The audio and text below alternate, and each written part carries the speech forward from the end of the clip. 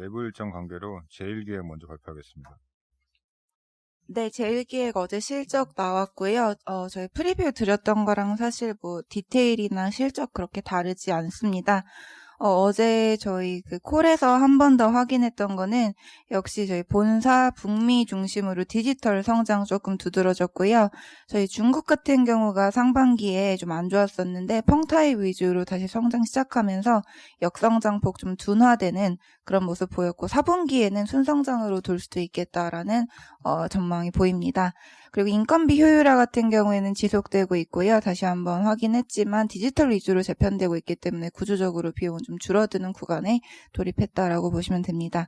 그리고 아마 중장기적으로는 저희 디지털 관련돼서 좀 전사 규모의 대규모 M&A 있을 거이기 때문에 이 부분으로 인해서 내년 중에는 저희 비유기적 성장도 한 번쯤 가능하다. 그래서 중장기적 성장 동력도 유효하다고 볼 수 있고요. 그리고 적극적 배당 정책 의지 다시 한번 확인했기 때문에 지금 현재 최소 시가 배당률은 3.8% 정도로 저희 커버리지 안에서 가장 편안한 연간 실적 그리고 안정적인 배당 가지고 있다는 점에서 커버리지 탑픽으로 유지하겠습니다. 참고로 4분기도 3분기랑 유사한 흐름의 긍정적인 실적 기대됩니다. 네, 이상입니다.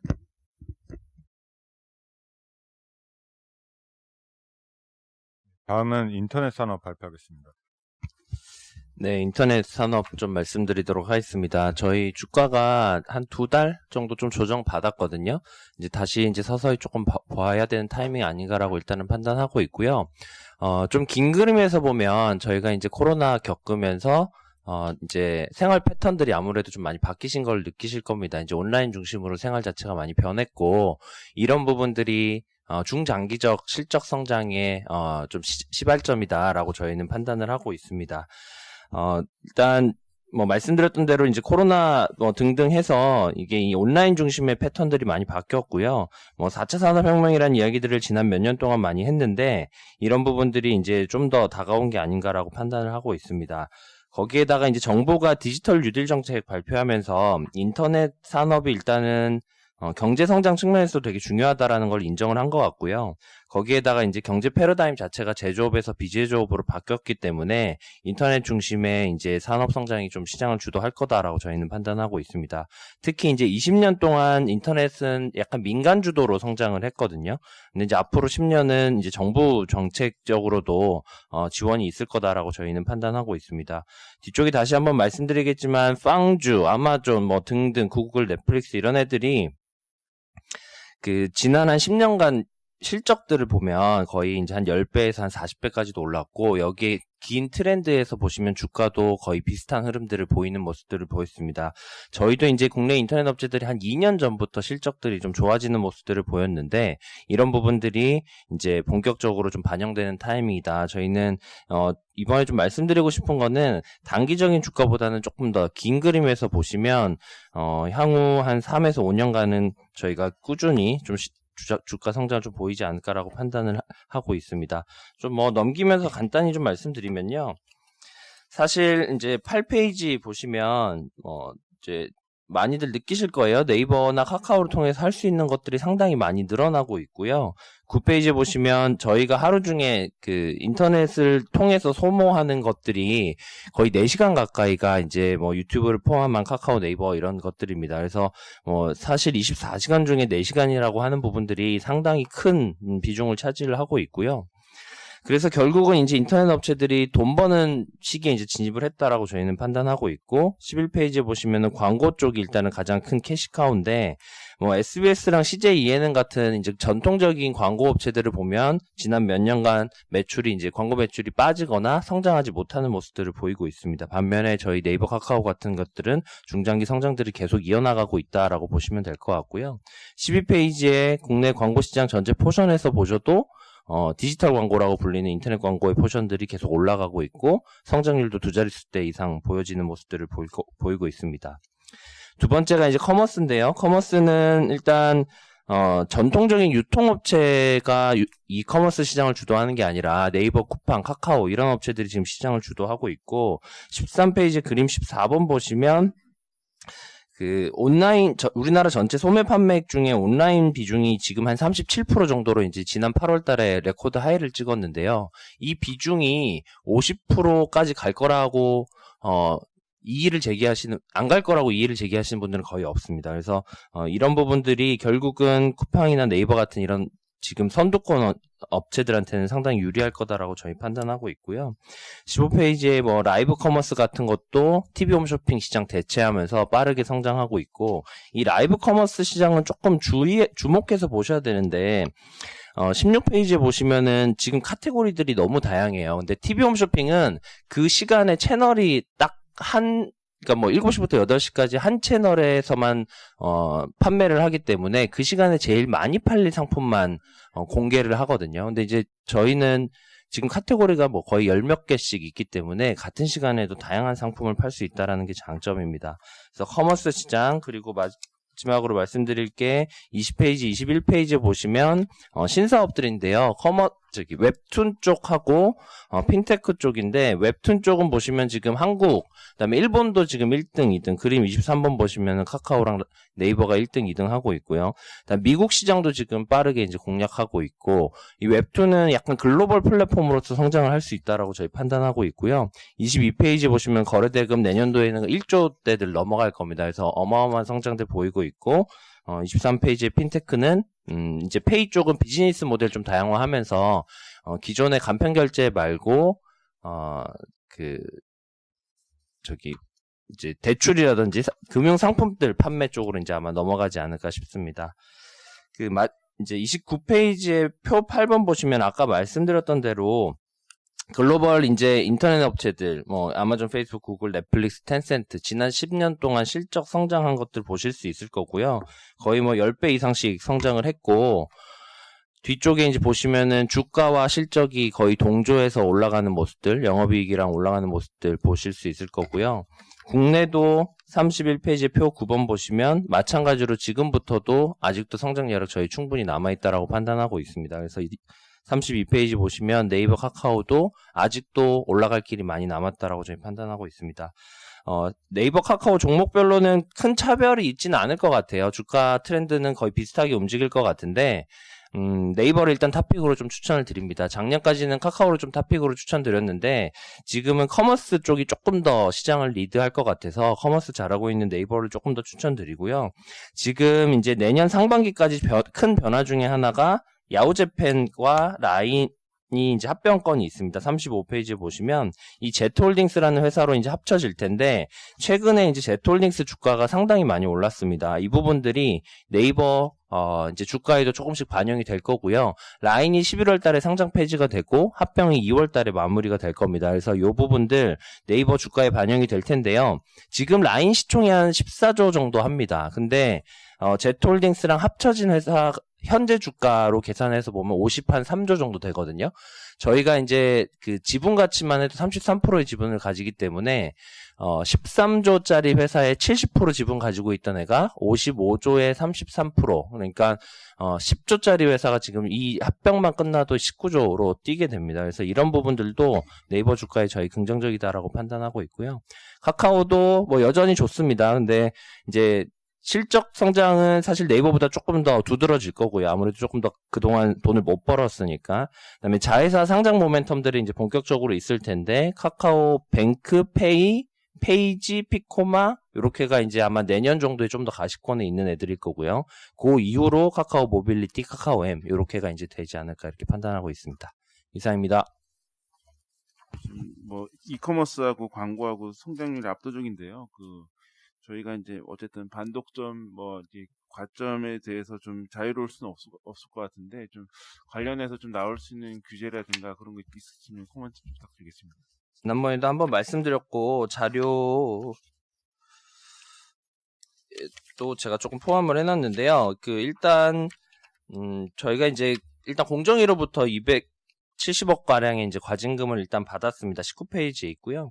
이게 이제 뭐 온라인 그 플랫폼 공정화법이라는 것도 지금 제정이 되고 있고, 네이버뿐만 아니라 뭐 쿠팡 11번가 이런 애들도 다 지금 해당이 됩니다. 그리고 네이버 같은 경우에는 검색을 가지고 쇼핑에 지배적 사업권을 남용했다라는 걸로 공정위가 지금 태클을 좀 걸고 있는데 이게 2018년 이전 이슈예요. 2018년 이전의 이슈를 과징금을 매긴 거고 그 이후에는 좀 개정을 좀 했습니다. 그래서 과거 사건이고 금액이 뭐 과징금 규모로는 크지만 네이버 입장에서는 부담이 되진 않고 일단 행정소송 진행 중이어서 이것만으로도 일단은 일단락 되지 않을까라고 저희는 판단하고 있고요.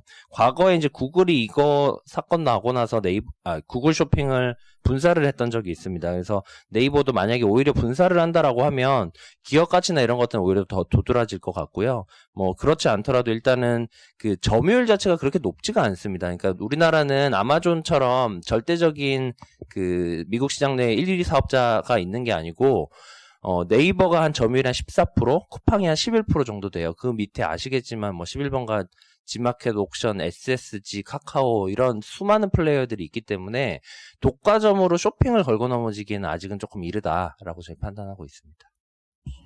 내년도 뒤에 테이블 보면은 매출이 마이너스 8.3%로 빠지는데 이거 좀 어떤 측면에서 좀 그거는 그냥 단순하게 지금 라인이 올해 3분기부터 지금 연결 기준에서 빠지거든요. 그래서 매출은 매출은 좀 왜곡이 있는 거고요. 그냥 이제 네이버 본체만 보시면 될 것 같고, 그다음에 영업이익은 라인이 적자 사업이 한 연간 2천억 나왔다 보니까 거기에 빠지니까 오히려 영업이익은 큰 폭의 성장을 보입니다. 말씀하신 대로 그 제트홀딩스 주가 굉장히 좋고 한데 이게 지금 왜 리포트에서 나온 것처럼 시장에서 간과되고 있는 이유가 뭐 좀 딱히 있는 건지? 일단은 뭐 야후재팬을 보시는 분 입장에서는 라인이 적자 사업이다 보니까 내년도에 이익이 줄어요. 그러니까 이제 야후재팬 제트홀딩스가 1.5조 정도를 영업이익을 벌고 있고 라인이 한 2, 3천억 정도 적자가 나니까 내년도에 이익이 감익하는 이런 현상들을 좀 벌어지는 부분들, 그리고 주식이 이제 그 신주 발행을 해서 라인을 인수하는 꼴이 되다 보니까 희석되는 효과, 이런 것들이 좀 있습니다. 근데 뭐 시간상 많이 말씀드리진 않았는데 이 야후재팬이 주가가 좀 길게 보시면 월봉이나 이런 걸로 좀 바꿔주시면요. 보시면 거의 3년, 4년 이후로 주가가 재미가 없었어요. 왜냐면 얘네가 야후재팬이 모바일에서 대응을 못했거든요. 그래서 PC 플랫폼이었던 게 가장 단점이어서 주가가 재미가 없었는데 오히려 지금 라인이랑 합쳐지면 모바일에 메신저 1등하고 PC에 1등이 합쳐져서 광고, 커머스, 컨텐츠, 뭐 심지어 웹툰 같은 것도 이제 PC에서 볼 수 있는 거잖아요. 그래서 그런 부분들이 시너지가 좀 보여질 것 같습니다. 그래서 저희는 좀 생각보다 이 제트홀딩스 자체도 상당히 좀 좋을 거다라고 판단하고 있습니다.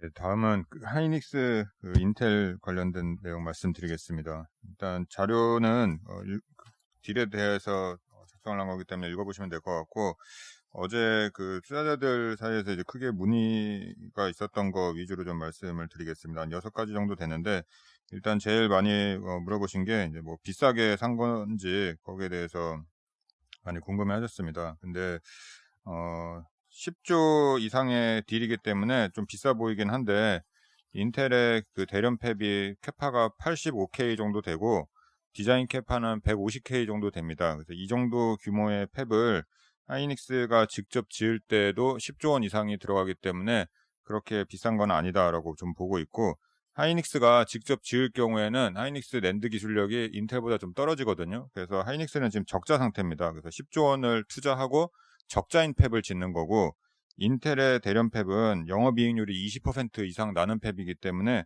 같은 금액이면 이게 훨씬 더 효율적이다라고 좀 보고 있습니다. 그리고 인텔이 이 대련 팹을 투자한 지가 얼마 안 되는 이게 최신 팹이고요.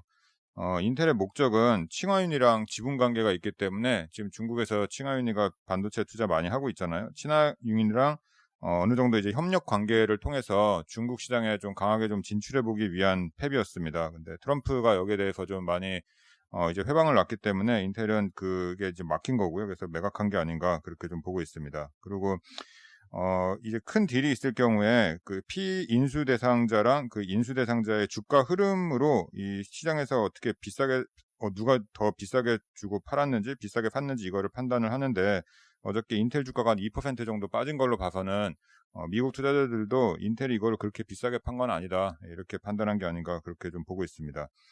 그리고 이제 해외 투자자들 사이에서 이제 IP를 인텔이 하이닉스에 진짜 주는 게 맞냐 여기에 대해서 상당히 좀 많이 궁금했는데 이제 그 딜 내용에 대해서 이게 좀 되게 복잡하게 나와서 여기 그런 의문이 좀 생긴 거고요. IP랑 SSD 기술 특허 그리고 SSD 개발하는 인력까지 다 하이닉스한테 넘기는 게 맞다 이렇게 보면 될 것 같습니다. 그리고 인텔의 낸드 기술력이 어느 정도인지 여기에 대해서 좀 많이 궁금해하시는데 인텔의 낸드 기술력은 삼성전자랑 거의 비슷할 정도로 세계 최상위급이다 이렇게 보면 될 것 같고 특히 삼성전자가 모바일 낸드에 강점이 많은데 인텔은 지금 시장에서 제일 관심이 많은 데이터 센터용 SSD의 기술에 좀 강점이 있다 이렇게 보면 될 것 같습니다. 하이닉스가 제일 부족한 게 데이터 센터용 기술이고 그리고 컨트롤러 기술이 없거든요. 그래서 이번 딜을 통해서 이거 한 번에 다 가져온다는 측면에서 좀 긍정적이다라고 좀 보고 있습니다. 그리고 하이닉스 이외에 수혜주가 어떤 게 있는지에 대해서 좀 많이 궁금해 하시는데 일단 장비 업체들은 저희는 좀 부정적으로 보고 있습니다. 왜냐하면 하이닉스가 10조 원에 대한 투자를 집행을 하면 뭐 자금 여력이 이제 별로 없을 테니까 그리고 85K에 대한 캐파가 한 번에 이제 들어오니까 원래 하이닉스가 한 2년 정도 투자를 할 수 있는 그 캐파거든요. 그래서 하이닉스가 당분간은 낸드 투자를 좀 줄이지 않을까 그렇게 생각을 하고 있습니다. 소재 업체들에 대해서는 좀 긍정적이다라고 보고 있고요. 왜냐하면 하이닉스에 납품하고 있는 회사들은 인텔 대련 팹에도 이제 납품할 수 있는 기회가 생기기 때문에 좀 긍정적이다라고 보고 있습니다. 근데 소재는 보통 이제 범용 소재랑 특수 소재가 있는데 범용 소재 같은 경우 뭐 SK 머티리얼즈가 만드는 NF3 이런 경우는 하이닉스에 넣던 거를 그냥 인텔에다가 바로 납품해도 큰 무리는 없는데 하이닉스가 쓰는 이제 특수 소재 만드는 것들은 특수 소재 업체들은 이거를 인텔이랑 다 하려면 다시 이제 뭐 콜도 해야 되고 공정이 다르기 때문에 바로 들어가기는 뭐 장담할 수 없다 이렇게 생각을 하고 있습니다. 범용 소재 만드는 회사들은 뭐 SK 머티리얼즈, 솔브레인 이런 회사들이 있습니다.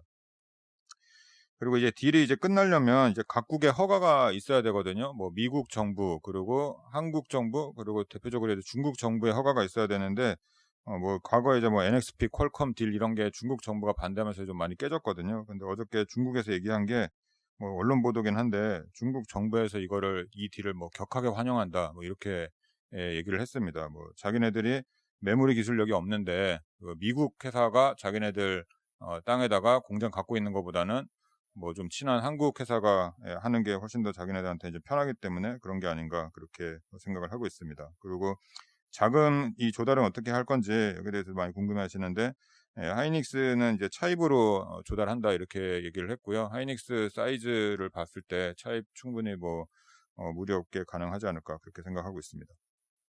이상입니다. 딜 관련돼서요. 이게 뭐 내년에 8조 지급하고 2025년도에 나머지 이제 잔금을 지급하는 건데 이게 딜이 굉장히 그 마무리가 딜이 좀 연기돼 있는 것 같은데요. 뭐 그 과정에서 이제 좀 경쟁력 약화라든가 이런 걸 좀 우려하는 시각도 있는데 그 부분 좀 어떻게 보세요? 하이닉스의 경쟁력이 약화되는 거. 그 대련 팹 그 경쟁력이 약화요. 아, 예. 그 대련 팹이 지금 메인 공정이 96단이어서 제일 그 글로벌로 봤을 때 제일 앞서 있는 공정이고요. 삼성전자가 128단을 이제 시작했는데 잘 안 되거든요. 그래서 지금 최신 팹인데 2025년까지 이게 딜 구조가 어떻게 되어 있냐면 자회사를 하나 만들어서 거기서 생산을 해서 하이닉스 웨이퍼를 가져가는 그런 형태로 되어 있습니다. 그래서 하이닉스랑 인텔이랑 2025년까지는 어느 정도 이제 얽혀 있는 관계고요.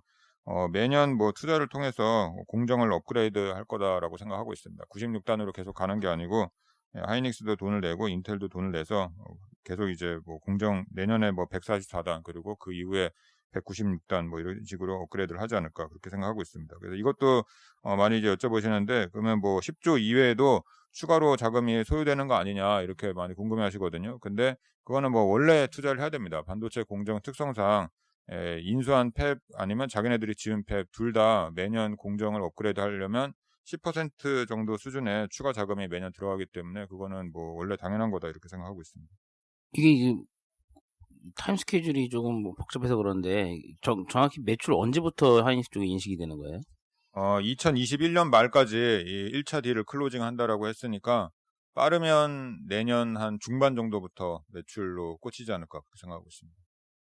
그리고 아까 그 특수가스보다는 범용가스 쪽이 좀 수혜가 있을 거라고 말씀하셨는데 보통 그 범용가스 같은 경우에는 중국에서 로컬 업체들 쪽 많이 쓰라고 좀 뭐 그런 패턴 많았잖아요. 이런 부분에서의 의뢰는 없나요? 예, 뭐 지금도 뭐 로컬 업체들을 많이 쓰고 있습니다. 근데 저희가 뭐 SK 머티리얼즈에 대해서 홀드 의견을 가지고 있긴 하지만 SK 머티리얼즈가 생산하는 NF3가 훨씬 더 품질이 좋거든요. 그리고 마켓 쉐어가 1등입니다. 70%이기 때문에 여기서 저쪽으로 가는 거는 그 정도는 크게 무리 없지 않을까 그렇게 생각하고 있습니다. 근데 뭐 다른 가스들 같은 경우는 공정이 상당히 다릅니다. 하이닉스랑 인텔이랑. 그래서 하이닉스에 쓴다라고 해서 인텔로 바로 가서 쓸 수 있다. 이거는 좀 미지수다라고 좀 보고 있습니다.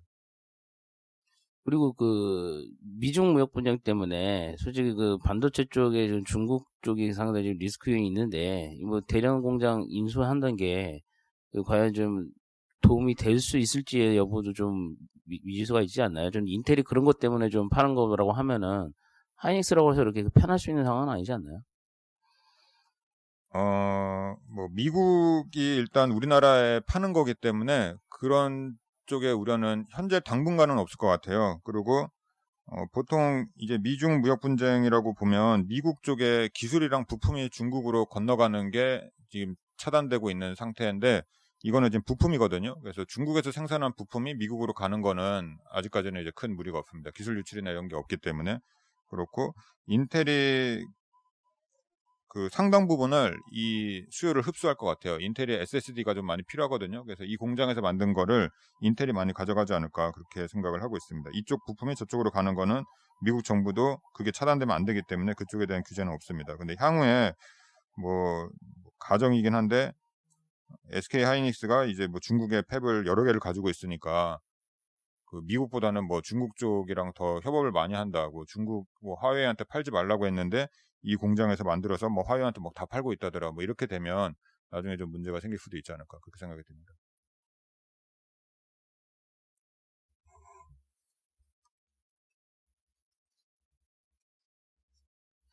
예, 다음 순서는 지주회사 인베스터 발표하겠습니다.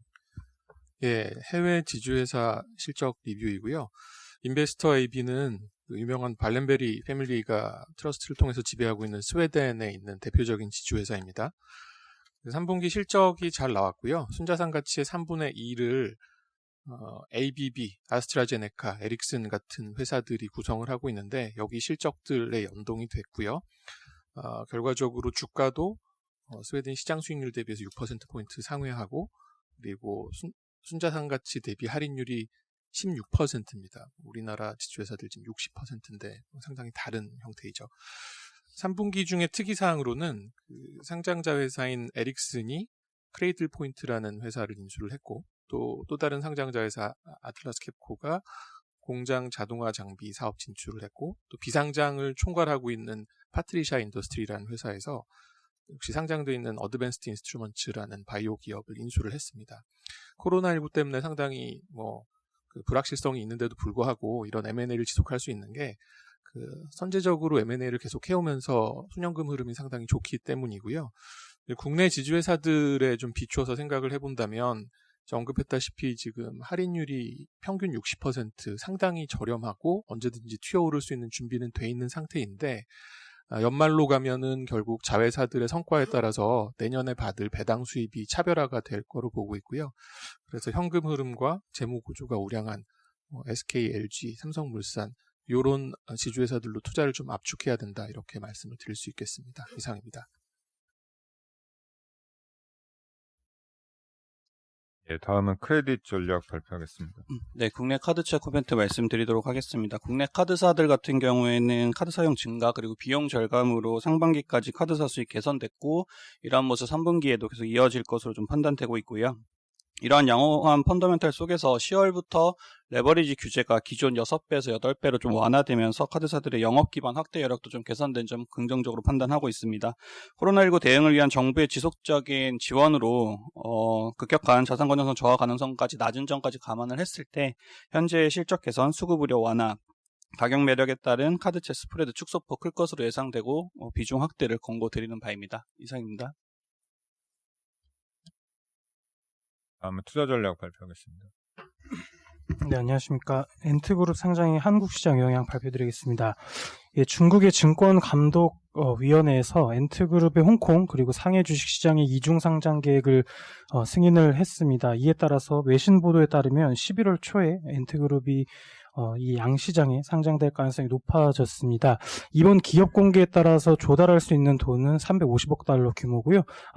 지난해 아람코 상장 규모를 뛰어넘는 전 세계 최대 규모의 IPO를 기록하게 되었습니다.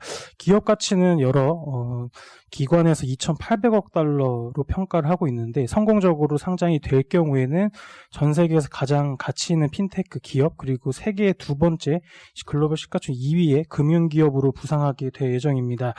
엔트그룹 상장에 따른 국내 주식시장 영향은 결국 이 중국 시장 확대에 따른 국내 패시브의 매도 수요가 있을 수밖에 없는데요. 지금 MSCI EM 내 국내 시장의 비율은 11.3%로 중국과 대만에 이은 3위를 유지하고 있습니다. 여기서 좀 특징적인 부분은 이 상장 부분이 상해 시장으로 상장되는 것은 커창판으로 분류돼서 국내 패시브 수요 영향은 없고요. 홍콩 주식시장 상장분이 MSCI EM에 편입될 수 있다는 점을 들 수가 있겠습니다. 시가총이 워낙 크다 보니까 이 홍콩 시장의 전체 중에 한 80%가량이 홍콩 시장으로 상장이 될 것으로 보이는데요. 이에 따른 국내의 기계적인 패시브 매도 수요는 1,500억 원으로 추정을 하고 있습니다. 액티브 펀드까지 다 합치면 1조 원까지 늘어날 수가 있는데 다만 액티브 펀드는 기계적인 매도 수요가 아니기 때문에 1조 원이 다 나올 가능성은 낮다라고 판단하고 있습니다. 이 조정 시점은 상장 기간 11월 첫째 주를 넘기게 된다면 11월 30일로 예정된 MSCI 반기 리뷰에 동시 진행될 수 있겠습니다. 이상입니다. 저희 그러면 EM 내 한국 비중이 11.3%에서 몇 프로로 줄어든다는 거예요? 이번에 이 회사가 비중이 한 0.4% 정도 될 것 같은데요. 그렇기 때문에 국내 비중이 10%대로 줄 수 있는데 요것은 현재 8월 말 기준이고요. 요게 11월에 업데이트가 한 번 될 건데 그건 또 보고서 통해서 말씀드리도록 하겠습니다. 예, 이상 준비된 자료 발표를 마치겠습니다.